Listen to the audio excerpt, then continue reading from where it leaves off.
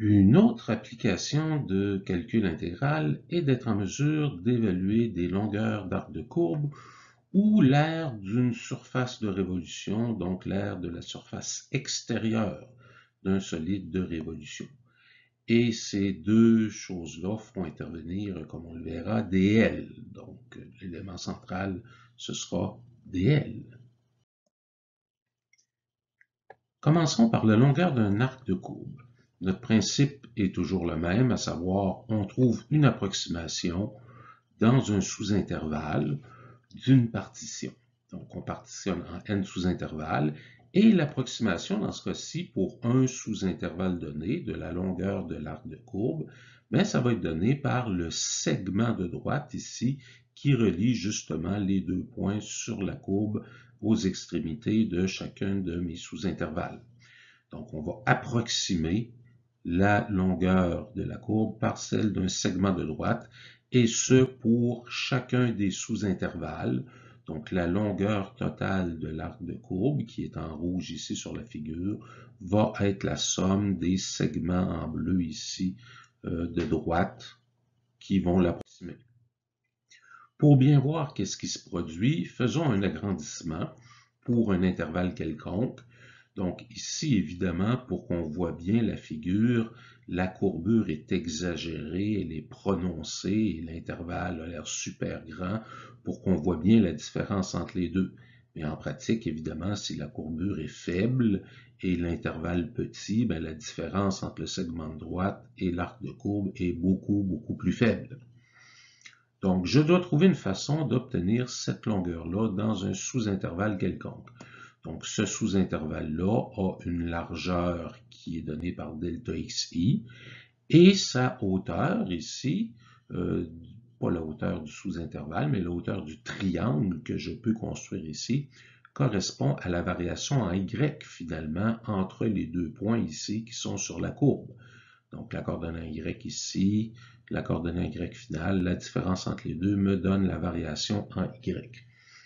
Ce qui fait finalement que ce qui m'intéresse, ici, la variation de la longueur d'arc, que je vais approximer par ce segment-là ici, donc une variation de longueur de courbe.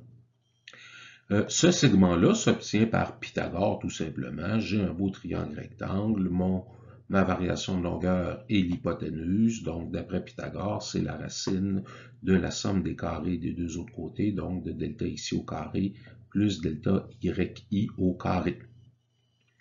Donc, ceci me donne l'approximation dans un sous-intervalle. Je vais faire la même chose pour chacun des sous-intervalles, et quand je vais passer à la limite, ceci va devenir une différentielle, à savoir que plus delta x est petit, plus delta y va être petit, mais plus delta L aussi va être petit. Donc, quand delta x tend vers 0, delta y tend aussi vers 0 et delta L également. Donc, ma variation de la longueur, à la limite, devient un élément différentiel. Donc, si je calcule la limite quand delta L tend vers 0, qui est une limite qui découle du fait que delta xi tend vers 0 et delta yi tend vers 0 également, à la limite, ceci devient l'élément différentiel des L, et ceci devient la différentielle de x, et ceci la différentielle de y. Donc, les infiniment petits, comme on a déjà rencontré. C'est donc la formule ici qui m'exprime l'élément différentiel de longueur dl. Cet élément différentiel peut s'exprimer de différentes façons. Donc, nous en verrons deux ici, mais on pourrait l'exprimer également sous forme paramétrique. Donc, on peut le transformer de la façon suivante. Donc, pour avoir une forme qui est utilisable, mais une manipulation algébrique que je peux faire, par exemple, c'est faire une espèce de mise en évidence forcée de mon delta x carré ici. Donc, si je le mets en évidence, chacun des deux termes que j'avais initialement dans la parenthèse doit être divisé par le dx au carré. Donc, on peut voir ici que si je remultiplie, je redistribue mon dx à l'intérieur de la parenthèse, le dx carré vont se simplifier et j'obtiens bel et bien la même chose que j'avais initialement. Donc, le fait de le mettre en évidence ici, vu que j'ai un produit, permet maintenant de séparer en deux, de distribuer ma racine sur le produit. Donc, la racine du dx au carré va me donner un dx à l'extérieur de la racine. Ici, dx carré sur dx carré, ça donne 1. Et comme ici, les deux différentiels sont au carré, je pourrais écrire ça comme étant une seule différentielle, dy sur dx, tout ça élevé au carré. Ce rapport de différentiel-là correspondant, n'est-ce pas, à la dérivée de la fonction y par rapport à x. Donc, mes deux formes possibles de mon élément différentiel sont les suivantes. Celle qu'on vient de voir, ben, je peux exprimer dl comme étant racine de 1 plus la dérivée de y par rapport à x au carré fois la différentielle de x. Et comme ici, le rôle de dy et dx est parfaitement similaire, symétrique, j'aurais pu faire la même chose, mettre le dy carré ici en évidence forcée et ainsi de suite, et j'aurais obtenu à ce moment-là une formule similaire où cette fois j'aurais eu dx sur dy au carré ici comme premier terme, et c'est mon dy carré qui aurait été sorti de la racine qui me donne l'élément différentiel dy.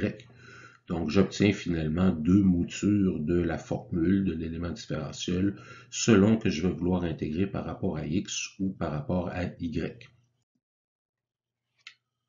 Pour ce qui est de la formule à utiliser pour obtenir la longueur d'arc, la formule est très simple. Étant donné que j'ai obtenu quelque chose qui représente l'élément différentiel de longueur d'arc, dl, la longueur d'arc, c'est tout simplement l'intégrale de dl. L'intégrale de la différentielle de quelque chose, c'est le quelque chose. L'intégrale de la différentielle de x, c'est x. L'intégrale de la différentielle de u, c'est u. Donc, l'intégrale de la différentielle de L, ça me donne L, c'est-à-dire ma longueur d'arc que je dois évaluer sur l'intervalle qui m'intéresse, c'est-à-dire l'intervalle AB.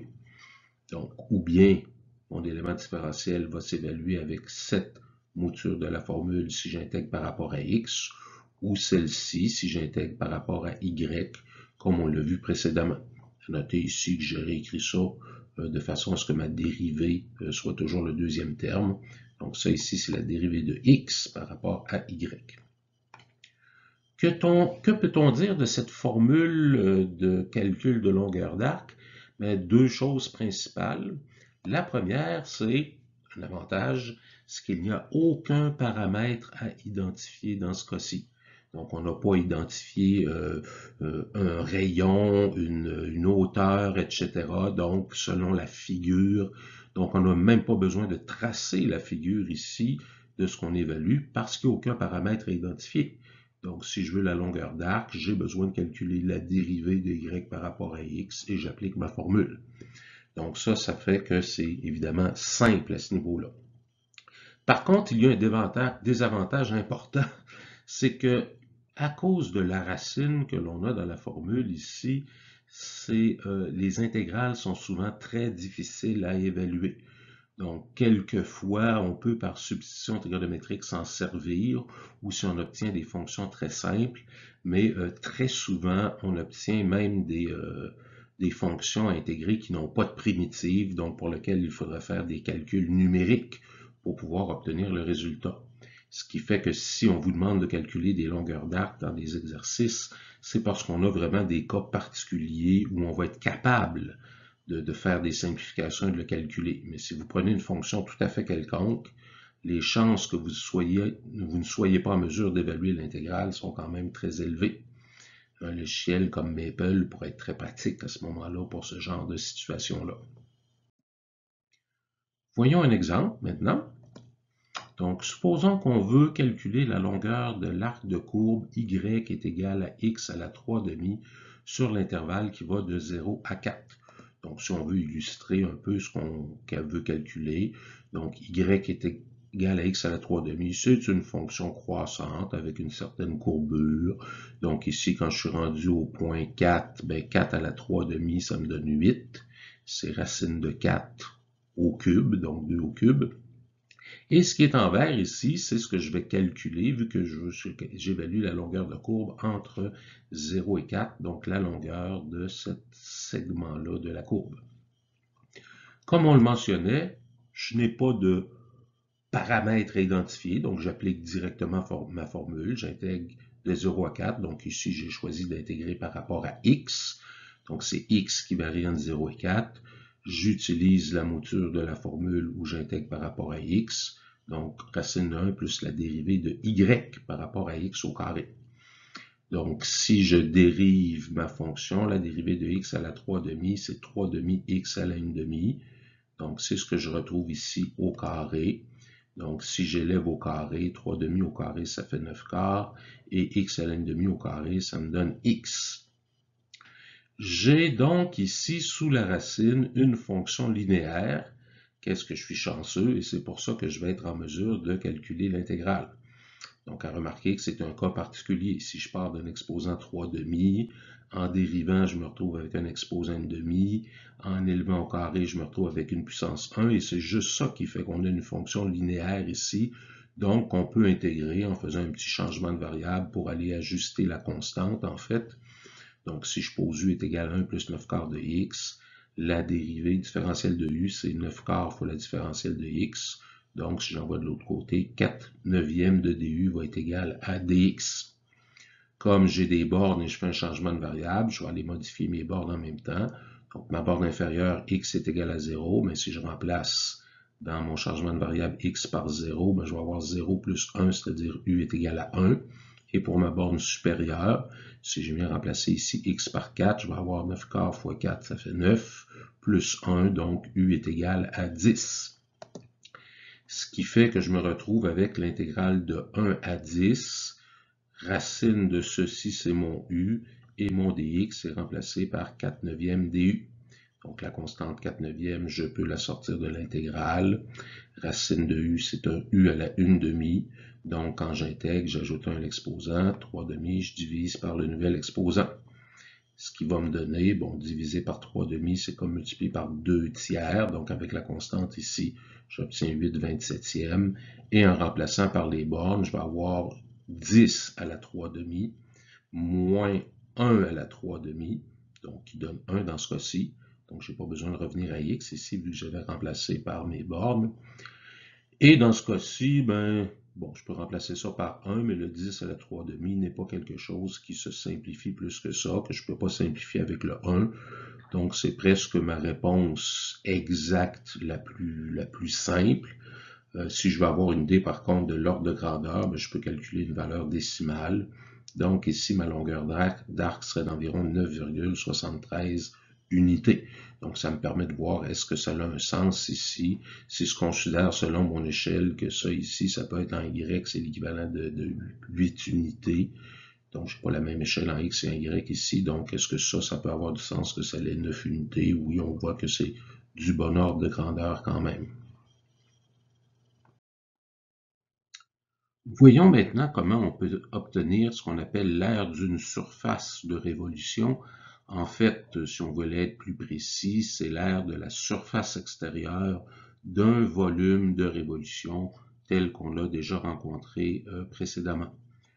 Donc, pour un sous-intervalle, parce qu'on fonctionne toujours avec notre partition sous-intervalle, la surface obtenue va s'approximer à l'aide, en fait, du même segment qui nous servait à approximer la longueur d'arc. C'est-à-dire que j'ai un sous-intervalle, je vais me servir de ce segment-là ici pour dire que si je fais rotationner autour de l'axe des X ma courbe, ben à ce moment-là, c'est ce segment-là qui, en rotationnant, va me donner la partie de la surface que j'ai à considérer, surface extérieure de mon volume, dans mon sous-intervalle en question. Donc, j'ai besoin, en connaissant cette longueur-là, ici, finalement, la longueur de mon segment, de voir qu'est-ce que ça va me donner comme surface ici, qui a cette forme-là, qui, en fait, est une surface de ce qu'on appelle un tronc de cône. Donc, cette surface-là ici, si je la mettais debout, si je la faisais pivoter de 90 degrés pour bien voir, bien, ça correspondrait ici à une portion de surface de cône. Donc, pour lequel ici, j'aurais le cône qui est tronqué à cette hauteur-là et à cette hauteur-là, et je m'intéresse seulement à cette portion-là, qui donne quelque chose qui a cette allure-là. Il existe une formule, justement, de géométrie classique qui permet de calculer l'aire d'un tronc de cône. Donc, c'est pi fois R1 plus R2 fois A, où A, c'est ce qu'on appelle l'apothème, et R1 et R2, les rayons des cercles. Donc, c'est ce qui est illustré ici sur la figure. Donc, R1, c'est mon plus petit rayon ici. Donc, le plus petit rayon ici, dans le cas qui m'intéresse, qui correspond à la longueur de mon segment ici en début de sous-intervalle. J'ai mon grand rayon ici, qui est le rayon que je retrouverai à la partie extérieure ici, qui correspond finalement à la longueur ici de mon segment extérieur du sous-intervalle. Et ce qui est l'apothème, qui est la longueur de ce côté-là ici, en fait, mon apothème, c'est mon segment en rouge ici, qui était ma longueur d'arc initiale. Donc, c'est pour ça que je suis en mesure là, à partir de cette formule-là, d'obtenir ma formule d'approximation. Donc, pour simplifier un peu, parce que nous, on travaille avec un point qu'on choisit à l'intérieur du sous-intervalle, si je choisis comme point le point milieu pour RI, le point milieu de chacun de mes sous-intervalles, à ce moment-là, si je me rends ici jusqu'à mon segment de droite, comme ceci est linéaire, ce point milieu-là est essentiellement la moyenne entre les deux longueurs que j'ai ici. Donc, cette longueur-là, qui était mon R1, tel qu'on l'a identifié tout à l'heure, et cette longueur-là qui me donne mon petit R2. Donc, grand RI, c'est la moyenne des deux. Donc, la moyenne, c'est la somme des deux divisé par 2. Ce qui fait que si je veux venir remplacer ça ici dans ma formule, R1 plus R2, je peux le remplacer par 2 fois mon RI, qui est le point milieu de mon sous-intervalle. Donc, ma formule devient pi. R1 plus R2 de la formule classique, je remplace ça par 2 fois mon rayon, donc 2 fois mon RI. Et ce qui tient lieu d'apothème ici, c'est ma longueur de ce segment-là, donc qui est ma variation de longueur delta NI, telle que je l'avais déjà rencontrée avec mes longueurs d'arc. Donc, j'obtiens mon approximation ici de la surface extérieure du tronc de cône dans un sous-intervalle, donc le IM sous-intervalle. La formule exacte s'obtient toujours en faisant la somme pour les n sous-intervalles et en passant ensuite à la limite. Donc, on se retrouve avec, donc la somme me donne l'approximation de la surface totale en empilant mes troncs de cône et en passant à la limite, j'obtiens la valeur exacte. Donc, encore une fois, la limite de la somme, la limite infinie de somme infinie devient mon intégrale et mon RI devient une fonction, quelque chose de continu. Ma variation de longueur devient l'élément différentiel, donc dl, toujours le même principe. Et la constante, bon, ici, j'aurais pu la sortir plus tôt, donc le 2pi qui est constant peut être sorti de l'intégrale, ce qui fait que j'obtiens cette formule-là ici, qui est la formule qui me donne le calcul de l'aire de la surface extérieure. À noter qu'on a deux moutures différentes pour le dl, selon qu'on intègre par rapport à x et y, ce qui va nous donner ici aussi deux variations possibles de cette formule-là.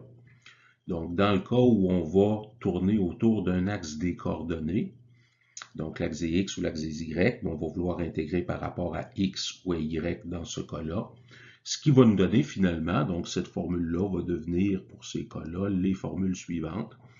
Donc, si j'intègre par rapport à x, donc si je tourne autour de l'axe des x, pardon, je vais aller intégrer par rapport à x. Donc, je prends cette mouture-là de mon élément différentiel dl, celui où j'intègre par rapport à x.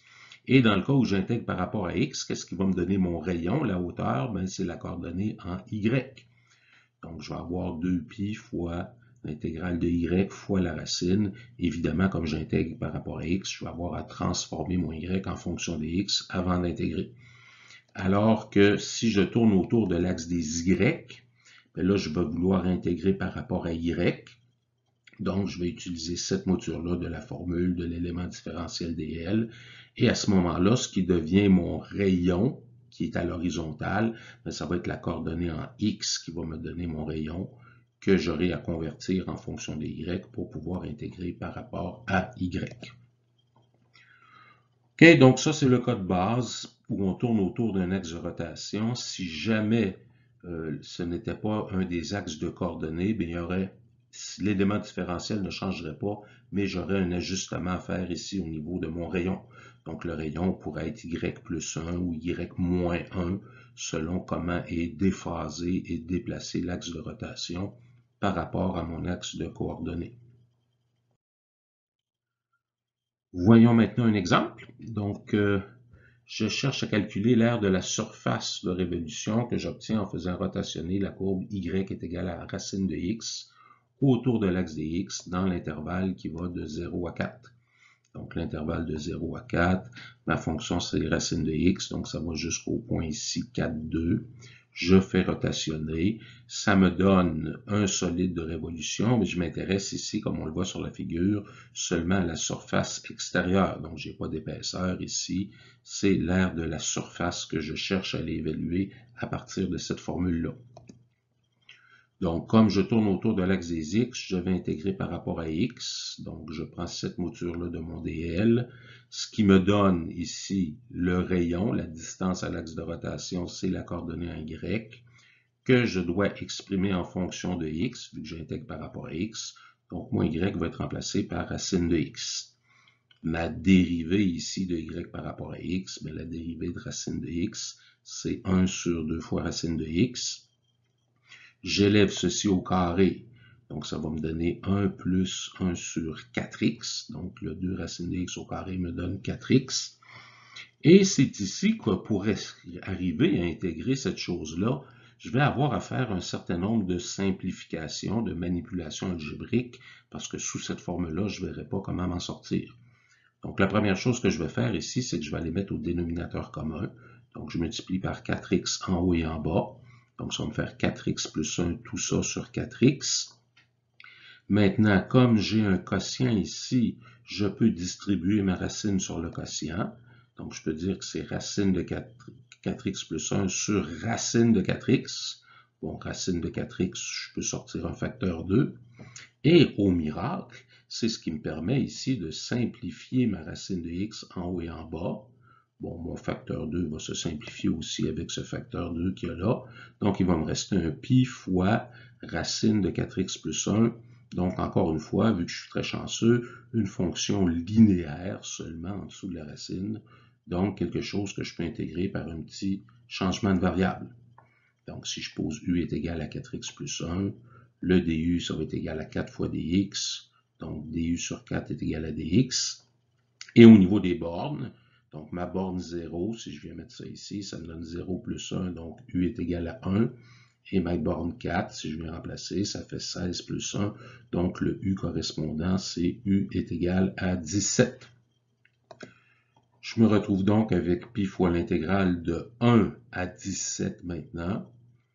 Mon racine de 4x plus 1, c'est racine de u. Le dx, c'est du sur 4. Le 1 quart, je peux le sortir de l'intégrale. Donc, il me reste, encore une fois, comme dans l'exemple précédent, un u à la 1/2 à intégrer, ce qui donne u à la 3/2 sur 3/2. Divisé par 3/2, c'est comme multiplié par 2 tiers. Donc, après simplification, ça donne pi sur 6. Et quand j'évalue aux bornes, j'aurai 17 à la 3/2 moins 1 à la 3/2, qui, encore une fois, ici, est égal à 1. Mais ce terme-là ne peut pas vraiment se simplifier. Donc, ça serait ma réponse, ma valeur exacte, que j'approxime en décimale par environ, si je fais le calcul, 36,177 unités carrées, étant donné que c'est une surface.